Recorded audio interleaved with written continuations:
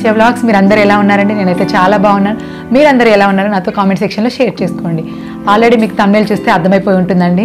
ఈరోజు చిన్నపిల్లల్లో కఫ్ కానీ కోల్డ్ కానీ వస్తే ఎలా తగ్గించుకోవాలనే విషయాన్ని మీతో షేర్ చేసుకోబోతున్నాను.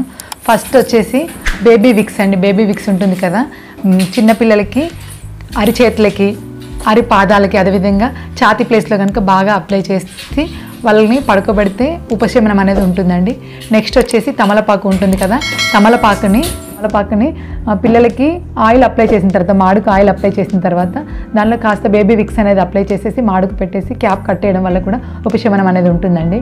ఇంకొకటి వచ్చేసి బేబీ విక్స్ అని చెప్పాను కదా ఇందాక, బేబీ విక్స్ని కాస్త గోరువెచ్చని నీళ్ళల్లో వేసి వాళ్ళు పడుకునే బెడ్ ప్లేస్లో తలకి దగ్గరలో కనుక పెడితే ఆ వేపర్స్ ఉంటాయి కదా, వాటి వల్ల కూడా పిల్లలకి ఉపశమనం అనేది ఉంటుంది.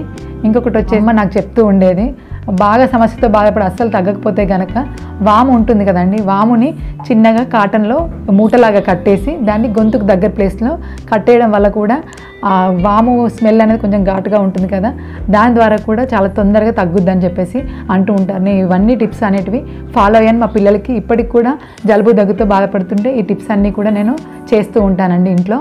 అదేవిధంగా ఇంకొకటి అండి, వాము ఇంకా కర్పూరం ఉంటుంది కదా, ఇంట్లో అందరికీ హారతి కర్పూరం ఉంటుంది కదా, అవి రెండింటిని కలిపి మిక్స్ చేసిన మిశ్రమాన్ని కూడా వాసన చూపిస్తూ ఉంటే పిల్లలకి, దాని ద్వారా కూడా ఉపశమనం అనేది ఉంటుంది.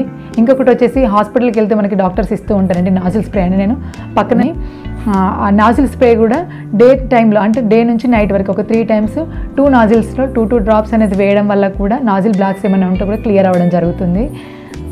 ఇవేనండి నాకు తెలిసిన టిప్స్, నేను మా పిల్లలకి యూజ్ చేస్తున్నవి. మీలో ఎవరికైనా యూజ్ అవుతుందేమో అనే ఉద్దేశంగా షేర్ చేస్తున్నాను. మీకు కనుక నా వీడియో నచ్చినట్లయితే లైక్ చేయండి, షేర్ చేయండి, సబ్స్క్రైబ్ మై ఛానల్. పక్కన ఉన్న బెల్ ఐకాన్ మాత్రం క్లిక్ చేయడం మర్చిపోకండి. నా ఫర్దర్ నోటిఫికేషన్ మీకు వచ్చేస్తుంది. Thank you for watching.